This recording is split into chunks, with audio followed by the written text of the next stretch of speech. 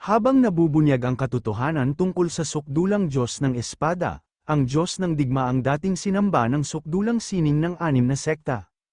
Sa mundong martial, hindi mabilang na mandirigma ang nakakakilala sa sukdulang Diyos ng Espada, isang figurang minsang tinaguri ang pinakamalakas sa ilalim ng langit, kapwa nalaman na ng mga orthodox na sekta at ng demon-ikong kulto sa pamamagitan ng kanilang mga espesyaliya na ang sukdulang sining ng anim na sekta ay kanyang mga inapo, ngunit yun lamang ang kanilang nalalaman, wala pang nakakatuklas sa tunay na lihim na nakatago sa loob ng sekta. Tanging pangungutya lamang ang isinukli ni Yoan, sinabing matapos matalo, halos hindi na sila nakatakas sa pamamagitan ng pagsakripisyo ng sarili nilang mga nasasakupan. Ang kanyang mga salita ay agad na pumukaw kay Wang Hil, na nagngangalit sa pinipigilang galit, ngunit ang ekspresyon ni Yoon ay lalong lumamig at nagngit-ngit habang ipinahayag na hindi nila karapat-dapat na tawaging mga pinuno. Pinilit pa niya, tinanong kung tunay nga ba nilang inaakalang may karapatan silang magtanong sa kanya. Pagkatapos, may matalas na panghahamak, tinukoy niya ang Panginoon ng Espada bilang peking sukdulang Diyos, at tinanong kung siya ba ay nagkakamali. Walang sinabi ang Panginoon ng Espada, tanging nagngangalit sa katahimikan habang bahagyang nanginginig ang kanyang katawan. Agad itong napansin ng Panginoon ng landas ng espada na nakatayo sa kanyang tabi. Sa loob-loob niya, naisip niya na kahit sila mismo ay nakadama ng matinding galit at puot sa demonyong Diyos. Gaano kaya kalaki ang galit ng Panginoon ng Espada? At gayon paman, kahit ngayon, pinipilit ng Panginoon ng Espada na tiisin ito, nakatuon lamang sa pagpapalipat-lipat ng kanyang enerhiya. Ipinagpatuloy ng Panginoon ng landas ng espada ang kanyang iniisip, na dapat paalisin ng Panginoon ng Espada ang masamang enerhiya sa kanyang katawan sa lalong madaling panahon. Kapag naalis na ito, bibilis ng malaki ang kanyang paggaling, higit sa lahat, kung lahat sila ay mamatay dito, ang kanilang sekta ay magdurusa ng hindi na maayos na pinsala. Sa sandaling yun, ang Panginoon ng Espada, na nakasandal pa rin sa likod ng Panginoon ng landas ng espada, ay tuluyang nagsalita at tinanong si Yoon kung ano ang eksaktong gusto niyang malaman. Agad na binalaan ng nanosystem si Yoon na nagsimula ng tumaas ang aktibidad ng panloob na enerhiya ng Panginoon ng Espada. Naunawaan ito agad ni Yoon, may sinusubukan siya, nagpapalipas ng oras upang paalisin ang banyagang enerhiya sa kanyang katawan. Ito ay nagpaalala sa kanya ng isang nakaraang insidente nang subukan nilang interogahin si Leader Doyem, na nakakulong sa loob ng kanilang kulto, gamit ang hypnosis at droga upang kumuha ng impormasyon, na wala ang katinoan ni Doyem bago pa man siya makapagsalita ng higit sa ilang salita. Pinag-isipan nito ni Yoon ng mabuti, idinagdag sa sarili na dahil ang Panginoon ng Espada ay isang leader, maaaring iba ang kalabasan, ngunit hindi pa rin siya lubusang makakasigurado. Isang mabagal na ngisi ang namuo sa mga labi ni Yoon habang inisip na baka mas mainam na kumilos na parang nalinlang siya sa kanilang pakana. Gamitin ito upang makakuha ng mas maraming sagot. Sa kaisipang yon, inilipat niya ang kanyang tingin at tinanong ang Panginoon ng Espada kung papatayin niya ito upang baguhin ang hinaharap. Sa sandaling yon, ang paligid ni Yoon ay nagbago ng husto habang sinundan niya ng tanong kung alam ba nila kung ano ang hinaharap, na ikinawindang nilang lahat. Kahit si Yoon mismo ay saglit na kinwestiyon ng posibilidad, sa loob-loob ay napuna na ang kanyang tanong ay nakabatay sa isang manipis at hindi tiyak na palagay.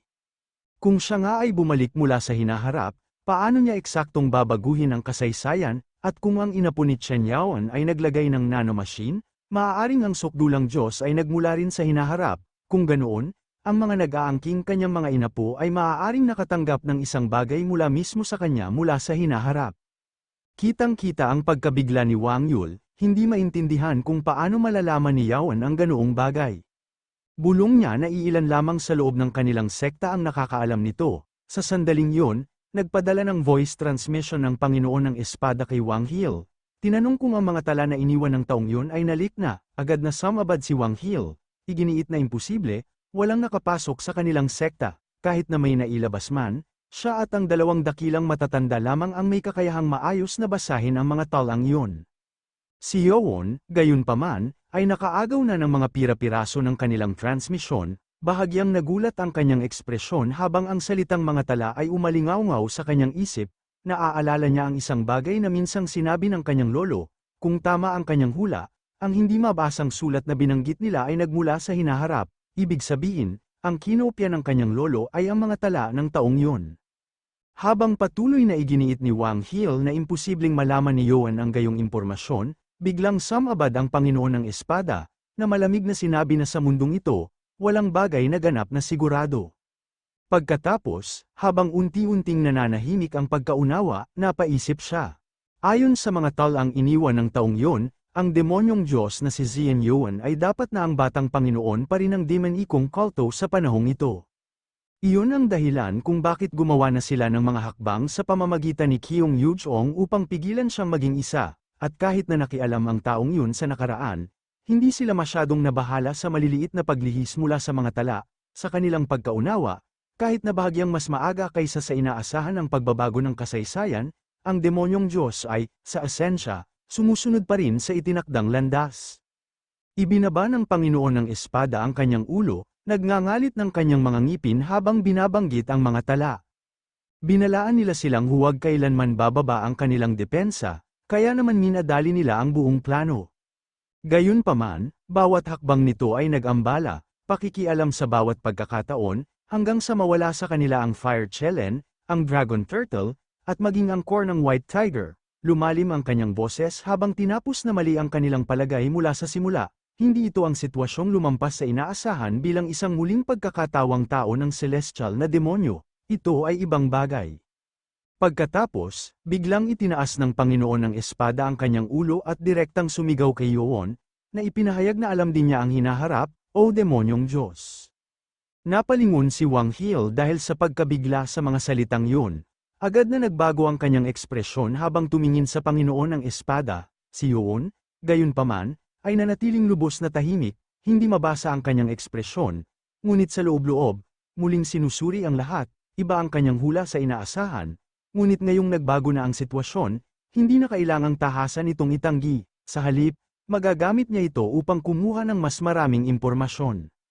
Sa mahinaong tono, tumugon si Yuan ng isang matapang na pahayag, na kinikilala na sila ay medyo matalas. Pagkatapos ay malamig niyang idinagdag na kung ganoon nga ang kaso, dapat din nilang maunawaan na imposibleng linlangin siya. Agad na sumabad si Wang Hil, nagpadala ng isa pang agarang voice transmission sa Panginoon ng Espada, iginiit na imposible, ipinaalala niya na ayon sa mga tala ng taong yun, maliban kung may isang bagay sa loob ng katawan ay tinanggal, makikita ito ng TP ibig sabihin, walang dapat na makialam sa nakaraan. Ang pagbanggit ng TP ay nakaagaw ng atensyon ni Yuan. Narinig na niya ang terminong ito noon, naaalala ang ni-record na footage ng nanosystem, naalala niya si Qian Isa, ang kanyang inapo, na nagsasalita tungkol dito, sa alaalang yun, sinabi ng isang doktor kay Qian Isa na kung magtatanim ng nanomachine sa mga mata, hindi na kakailanganin ng salamin, ngunit maingat na tumugon si Qian Isa, na sinabing kahit ang mga identity chip ay mapanganib, at kung magtatanim ng nanomachine, mas mabilis siyang hahabulin ng TP. Hindi lubusang naunawaan ni Yuan kung ano ang TP, ngunit mahihinuha niya ang layunin nito, upang pigilan ang pakikialam mula sa hinaharap patungo sa nakaraan. Iyon marahil ang dahilan kung bakit ang kanyang inapo ay nagtanim ng nanomachine sa kanya, at pagkatapos ay mabilis na naglaho. Ngunit pagkatapos, may iba pang biglang pumasok sa kanyang isip. Kung totoo yun, ibig bang sabihin ay ang taong yun ay patuloy na nanatili sa nakaraan? Lumalim ang kanyang mga iniisip habang naalala na ang pinakamaagang bakas ng sukdulang Diyos ay unang lumitaw noong panahon ng mga demonyo ng Espada, ngunit ang mas naunang mga tala ay tumuturo pabalik sa panahon ng nagtatag ng celestial na demonyo, bahagyang hindi mapalagay ang kanyang puso habang mas malinaw na nabubuo ang kanyang pagkaunawa, kung tama ang kanyang hinuha, ang taong yun ay maaaring nagpunta pa sa mas malayong nakaraan kaysa sa inakala ng sinuman. Hamarang ang Panginoon ng Espada at ipinahayag na ang tinutukoy ni Yuan ay ang sukdulang Diyos. Ang kanyang mga salita ay agad na nagpaigting kina Wang Hil at sa iba. Isang bahagyang pagkabahala ang sumalimo sa kanila, ngunit sa parehong sandaling iyon, sinimula ng Panginoon ng Espada na paalisan ng mas mabilis ang demonikong enerhiya sa kanyang katawan, ang banyagang puwersang pumipigil sa kanyang kakayahang magpabagong buhay. Halos agad, nagsimulang gumaling ang kanyang nasirang katawan. Nagkabuo muli ang laman at enerhiya habang nagpapatatag ang kanyang kalagayan. Walang sinayang na sandali, biglang kumilos ang Panginoon ng Espada. Sa sumunod na sandali, sumugod siya ng napakabilis, nilapitan si Yuan sa isang hininga. Habang lumalapit, naging matalas ang kanyang boses at sumabog ang killing intent, ipinahayag niya na dapat mamatay si Yoon doon mismo. Ang kanyang kamay ay nakabalot na ng siksik na ki, naghahanda ng isang mapangwasak na suntok. Sa kanyang isip, ito lamang ang pagkakataon, habang tila ginagambala ang kalaban, titipunin niya ang lahat ng kanyang natitirang kapangyarihan sa iisang sukdulan at mapagpasyang atake. Ngunit bago pa man mailabas ang suntok, isang sinag ng purple na kidlat ang biglang bumaba mula sa langit, bumagsak ng eksakto kung saan nakatayo si Yoon. Tumigil sa kalagitnaan ng hakbang ang Panginoon ng Espada, lubusang nagyelo sa pagkabigla sa hindi inaasahang panghihimasok. Kasabay nito, umalingaungaw ang boses ni Yoon na may mahinang pangungutya, tinawag na hanggal ang kanyang galaw. Isang mahina, halos malamig na ngiti ang namuo sa mga labi ni Yoon habang ipinakita na niya ang kanyang walang hugis na espada sa kanyang harapan. Tinanong niya kung talagang akala ng Panginoon ng Espada ay hindi niya mapapansin ang pagpapalipat-lipat niya ng kanyang panloob na enerhiya. Pagkatapos, may lubos na kumpiyansa, idinagdag niya na siya ay nasa tugatog ng kanyang kondisyon sa buong oras na yun. Habang nagsasalita siya, isang siksik at napakalakas na enerhiya ang nagtipon sa dulo ng hindi nakikitang talam, lumalaking mas puro at hindi matatag bawat segundo. Nanlaki ang mga mata ng Panginoon ng Espada sa pagkabigla na parang nag-flash ang kanyang buhay sa kanyang harapan. Sa sandaling yun, nakilala niya ito, ang pag-iisa ng kapangyarihan, mabilis na bumalik ang kanyang isip, matapos ang kanyang pagkatalo sa Diyos ng digmaan noon, gumugol siya ng mahigit 20 taon sa pagsasanay na nakasara ang pinto upang makabisado ang mismong sukdulang pamamaraan na yun. Isang pamamaraan na pumipiga sa espasyo at oras mismo, pinagsasama ang lahat ng teknik sa iisang ganap na suntok. At gayunpaman, ang parehong pamamaraan na iyon, na isinagawa ni Chen Yuen, na halos bata pa, ay lumilitaw na parang isang sinag lamang ng liwanag sa karaniwang nagmamasid. Bahagya naramdaman ni Wang Hil at ng iba kung ano ang nangyayari. Naramdaman lang nila ang bigla at malakas na pagbabago ng presyon sa hangin, likas na naghanda habang malamig na pawis ay pumutok sa kanilang mga likuran, puno ng pagkabigla ang kanilang mga mukha sa napakalakas na puwersang nagaganap sa harapan nila. Sa loob ng iisang teknik na yon, 24 na guni-guning figure ang biglang lumitaw, nagkukumpuwa sa Panginoon ng Espada mula sa lahat ng direksyon. Bawat isa ay kumakatawan sa isang natatanging anyo ng sining ng espada ng celestial na demonyo. Ang buong 24 na anyo ay pinisil sa iisang napakalakas na pagpapatupad, ang atake ay tumama ng may dumadagundong na pagsabog, isang malaking shockwave ang pumutok palabas, palm unit sa paligid at nagpaputok ng mga tipak ng bato sa bawat direksyon, ang mga mandirigma ng sukdulang 6 na espada ay tuluyang naalis sa kanilang kinatatayuan, pinalipad bago bumagsak ng malakas sa lupa. Agad na pinilit ni Wang Hil na tumayo, lumingon ng may pagpanik habang nakapako ang kanyang tingin sa larangan ng digmaan, ang kanyang isip ay puno ng pag-aalala sa kalagayan ng Panginoon ng Espada. Sa gitna ng lahat, ang atake ay hindi pa lubusang tumitigil, ang Panginoon ng Espada ay nagpupumilit pa ring tiisin ito, halos hindi nakakapit habang tumitindi ang presyon, ang kanyang mga daliri ay nagsisimula ng maluso sa ilalim ng puwersa, tumatagas ang dugo habang nagsisimula ng mapunit ang kanyang katawan. Sa paghihirap, sumigaw ang Panginoon ng Espada, tinawag ang demonyong Diyos sa huling pagkakataon, sinusubukang bilhin siya ng oras. Ngunit nakita na ni Yoon ang layunin, ang kanyang ekspresyon ay nanatiling malamig at matatag habang ipinahayag na huwag na mangarap ang Panginoon ng Espada na magpabagong buhay.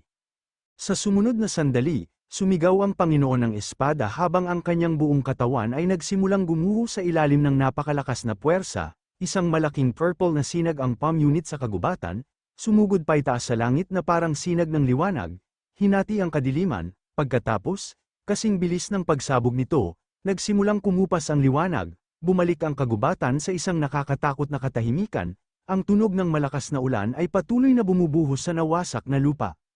Bumalik sa kinatatayuan ni Yoon, ang lupa ay kitang-kitang nabuka ng malalim, lubusang noka ng dalisay na mapanirang lakas ng atake na kanyang pinakawalan. Si Wang Hil ay nakatayo sa pagkabigla at pagkalito, ang kanyang boses ay nanginginig habang tinawag, hanggal na tinanong kung ano ang ginawa ni Yoon sa Panginoon ng Espada, nagbigay lamang si Yoon ng mahina at malamig na ngisi habang walang pag-aalinlangan na sumagot na binura niya ang Panginoon ng Espada mula sa mundong ito, lubos na, padabog na umatras si Wang Hil dahil sa sobrang takot, bahagyang nanginginig ang kanyang katawan habang lumulubog ang bigat ng mga salitang iyon. Ibinaling ni Yoan ang kanyang tingin sa natitirang mga kaaway, mahinahong sinabi na ngayon ay sila na lang ang natitira. Malamig niyang idinagdag na sa halip na tumakas ng kaawa-awa, mas mabuti para sa kanila na lumaban o sumuko. Nagngangalit si Wang Hiel sa galit habang patuloy na bumubuhos ng malakas ang ulan sa paligid. Pagkatapos, may matalas na utos, iniutos niya sa kanyang mga nasasakupan na magkawatak-watak sa lahat ng direksyon. Walang pag-aalinlangan, agad silang sumunod, nagkalat at tumakas sa buong lugar sa bawat direksyon. Habang tumatakbo si Wang Hiel, isang kaisipan ang nangingibabaw sa kanyang isip, kahit sino ay pwede, basta't kahit isa sa kanila ay mabuhay. Kung magtagumpay ang Demon Ikong Kalto na salakayin ang kanilang himpilan, lahat ng kanilang itinayo ay babagsak sa isang iglap. Si Yoon, samantala, ay nanatiling kalmado habang pinapanood silang magkalat. Inisip niya sa loob na, tulad ng inaasahan, hindi sila agad susuko. Gayunpaman, kung ang isang organisasyon ay babagsak dahil lang namatay ang pinuno nito, kung gayon ito ay hindi kailanman tunay na matatag sa simula pa lang. Walang pag-aalinlangan, tumaas si Yoon sa hangin. Habang umaakyat, mabilis niyang tinasa ang kanyang kalagayan, napuna na mayroon na lamang siyang halos 20% ng kanyang enerhiya na natitira. Para sa mga kalaban na katulad nila, sapat pa rin yun. Itinaas niya ang kanyang kamay sa langit, at isang malamig na bughaw na aura ang nagsimulang magtipon sa kanyang palad, siksik at matalim. Mabilis niyang hinatulan na ito ay dapat na sapat. Sa sumunod na sandali, ginamit niya ang sukdulang pamamaraan ng espadang yelo ng malamig na bakal, ang sining ng malamig na yelo sa langit. Kaagad, 12 parang yelong espada ang nagpakita sa itaas ng kanyang ulo, bawat isa ay naglalabas ng nakakapangingilabot at nakamamatay na lamig. Bahagyang lumiwanag ang kanyang mga mata habang ginagamit ang nanosystem, nag-utos na subaybayan sila. Tumugon ang nanosystem ng may malinaw na pagsang-ayon. Kaagad, sinimulan ng nanomechanism na isagawa ang kanyang mga utos, kumonekta sa funnel system at pinasimulan ang buong protocol ng pagsubaybay. Sa sumunod na sandali, pinaganya nito ang multi-lock-on function, na kinukandado ang bawat tumatakas na target sa buong larangan ng digmaan.